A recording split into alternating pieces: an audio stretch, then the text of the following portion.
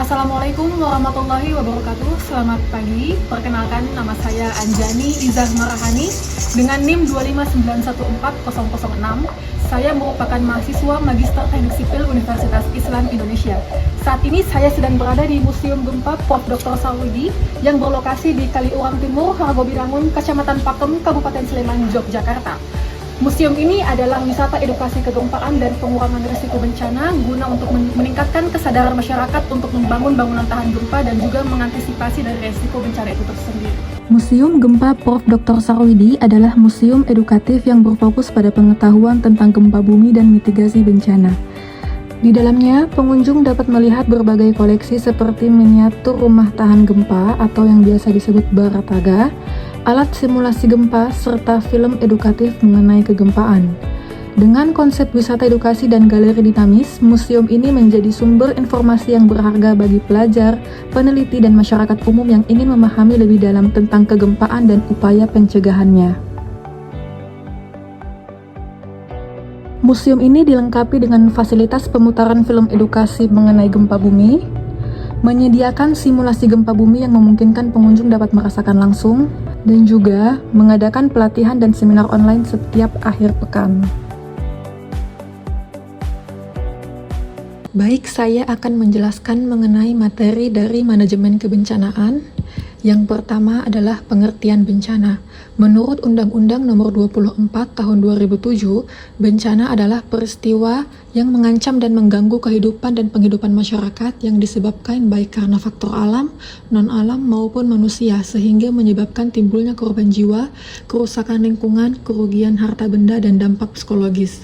Menurut UNISDR tahun 2000, bencana adalah suatu gangguan serius terhadap keberfungsian masyarakat sehingga menyebabkan kerugian yang meluas pada kehidupan manusia dari segi materi, ekonomi, lingkungan, dan gangguan itu melampau kemampuan masyarakat yang bersangkutan untuk mengatasi dengan menggunakan sumber daya mereka sendiri. Jenis-jenis bencana terdiri dari bencana alam, bencana non-alam, dan bencana sosial. 3 langkah mengurangi, menghindari, dan menanggulangi bencana. Yang pertama, menjauhkan manusia dari sumber bencana. Kedua, menjauhkan sumber bencana dari manusia. Dan yang ketiga, hidup harmoni dengan ancaman bencana menggunakan iptek, dan kearifan lokal yang nalar. Berikut adalah konsep pentahelix, unsur penting dalam penanggulangan bencana, yaitu ada pemerintah, dunia usaha, masyarakat, akademisi atau peneliti, serta media massa. Prinsip dasar penanggulangan bencana terdiri dari terukur, tersistem, terprinsip, cepat dan akurat, efisiensi dan efektivitas, transparansi dan akuntabilitas, koordinasi dan integrasi, non-diskriminasi, dan tidak memaksakan tujuan. Sistem manajemen penanggulangan bencana di Indonesia terdiri dari legislasi, kelembagaan, perencanaan, penyelenggaraan PB, iptek, dan pendanaan.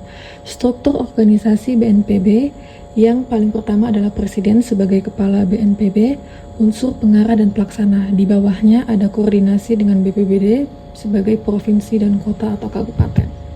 Contoh kasus gempa di Sulteng tahun 2018, itu ada goncangan kuat merobohkan bangunan di pemukiman, ada tsunami yang menghempaskan pesisir pemukiman, tanah gerak atau longsor menghantam pemukiman, likuifaksi membenamkan pemukiman, tanah turun, dan kebakaran serta penjarahan.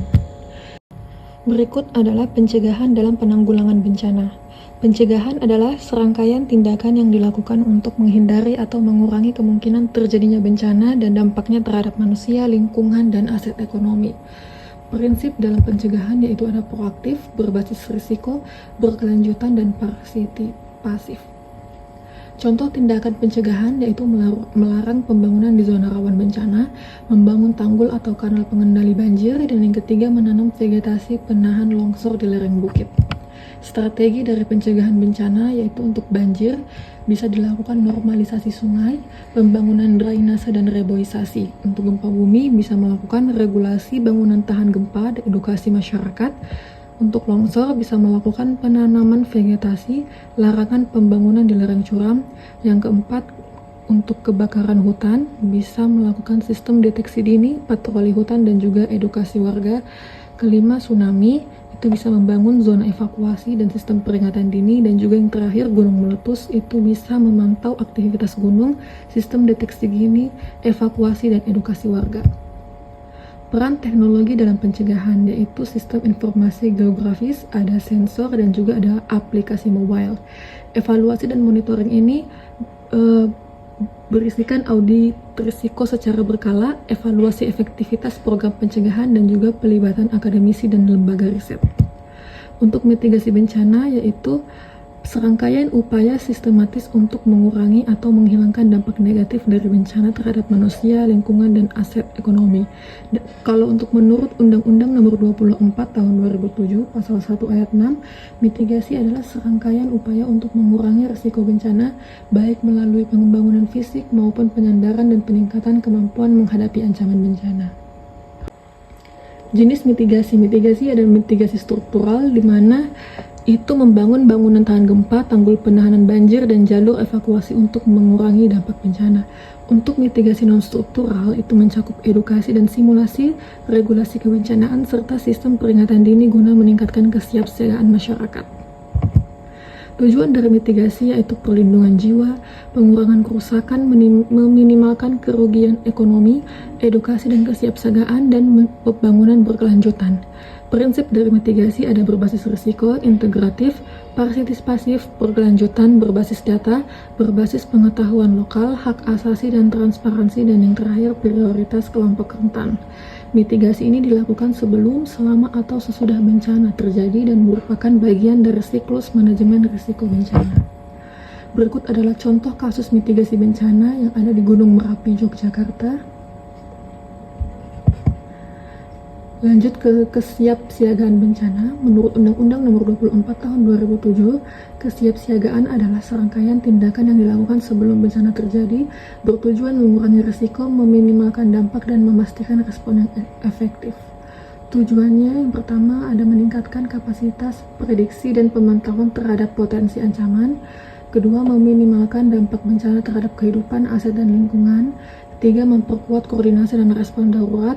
4, melindungi kelompok rentan. Dan yang kelima, mendorong pemulihan cepat dan pembangunan kembali yang tangguh.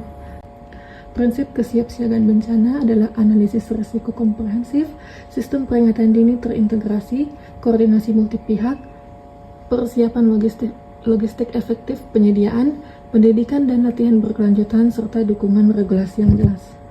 Berikut adalah contoh implementasi dan studi kasus di Museum Gempa Prof. Dr. Sarwidi atau Mugesa yang terletak di Kaliurang, merupakan pusat inovasi dan edukasi dalam kesiapsiagaan bencana. Tujuannya untuk mengedukasi dan peningkatan kapasitas masyarakat. Kegiatan utamanya seperti simulasi, latihan praktis untuk skenario bencana, ada pelatihan, meningkatkan keterampilan respon darurat, dan yang ketiga ada pemberian interaktif sebagai pembelajaran melalui pengalaman. Model inovatif yaitu Simutaga, Barataga, dan sebagainya. Untuk sekolah siaga bencana, program edukasi dan latihan evakuasi terstruktur di sekolah, dan untuk latihan evakuasi di tsunami di Pangandaran, melibatkan ribuan warga dan aparat dalam simulasi tahunan. Sistem peringatan dini adalah serangkaian mekanisme yang dirancang untuk mendeteksi potensi bahaya atau bencana secara dini dan menyampaikan informasi tersebut kepada pihak yang berisiko agar dapat mengambil tindakan mitigasi atau evakuasi. Berikut adalah 4 pilar sistem peringatan dini, yaitu pengetahuan risiko bencana, pemantauan dan peringatan, diseminasi dan komunikasi, dan yang terakhir kesiapsiagaan dan respon. Berikut adalah jenis sistem peringatan dini berdasarkan bencananya. Sistem peringatan dini ini bertujuan untuk pertama, menyelamatkan nyawa dan mengurangi dampak bencana, kedua, alat edukasi dan peningkatan kesadaran risiko di masyarakat, dan yang ketiga, menciptakan sistem yang berkelanjutan, inklusif, dan adaptif terhadap perubahan risiko termasuk akibat perubahan iklim dan urbanisasi. Prinsipnya yaitu tepat waktu, dapat dipercaya, mudah dipaham, dan dapat ditindaklanjuti. Studi kasusnya ada di Indonesia, Jepang, dan Bangladesh. Untuk DDA sendiri merupakan Proses penilaian kerusakan dan kerugian akibat bencana yang biasanya mencakup aspek fisik seperti infrastruktur, perumahan, dan fasilitas publik dan juga ekonomi seperti nilai kerugian finansial. Untuk PDNA-nya sendiri yaitu pengkajian kebutuhan pasca bencana yang lebih komprehensif, meliputi dampak sosial, ekonomi, lingkungan, serta kebutuhan jangka pendek dan panjang untuk pemulihan komprehensif pasca bencana. Penilaian kerusakan, proses identifikasi dan pengukuran dampak fisik yang disebabkan oleh kejadian bencana terhadap aset, infrastruktur, dan lingkungan, bertujuan untuk keamanan publik, estimasi kerugian ekonomi, perencanaan rehabilitasi dan rekonstruksi, dan prioritas penanganan. Untuk metodologi penilaiannya yaitu inspeksi visual, pengumpulan data, analisis teknis, verifikasi dengan standar bangunan. Untuk interpretasi hasilnya yaitu penyusunan laporan teknis, identifikasi penyebab kegagalan struktur, dan rekomendasi apakah yang digunakan, diperkuat atau dibongkar. Berikut adalah rehabilitation and reconstruction. Rehabilitasi adalah perbaikan atau perkuatan struktur atau sistem yang ada. Kalau untuk rekonstruksi yaitu pekerjaan lebih ekstensif untuk membangun kembali bangunan yang hilang atau rusak. Bertujuan untuk memulihkan kegiatan perekonomian, memulihkan kehidupan sosial dan budaya, membangun kembali infrastruktur yang rusak, dan memperbaiki layanan publik.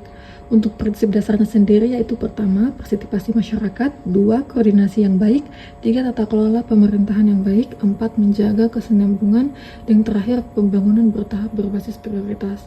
Untuk metodologinya sendiri yaitu pertama, penilaian kerusakan dan kebutuhan seperti fisik, sosial, dan ekonomi, dan juga identifikasi kebutuhan dan sumber daya. Yang kedua ada perencanaan, strategis, dan operasional. Yang ketiga ada pelaksanaan, dan juga yang terakhir ada monitoring dan evaluasi. Geospasial. Geospasial adalah data berbasis lokasi atau koordinat digunakan dalam mitigasi dan penanggulangan bencana. Untuk peran geospasial dalam mitigasi ini yaitu pertama ada pemetaan wilayah rawan bencana, 2, analisis risiko dan kerentanan, 3, identifikasi zona aman dan evakuasi. Peran geospasial ini saat tanggap darurat yaitu yang pertama, monitoring area terdampak, distribusi bantuan logistik, dan juga identifikasi akses jalan dan infrastruktur rusak. Peran geospasial pasca bencana, penilaian kerusakan berbasis spasial, perencanaan rehabilitasi dan rekonstruksi, dan juga yang terakhir evaluasi wilayah yang terdampak.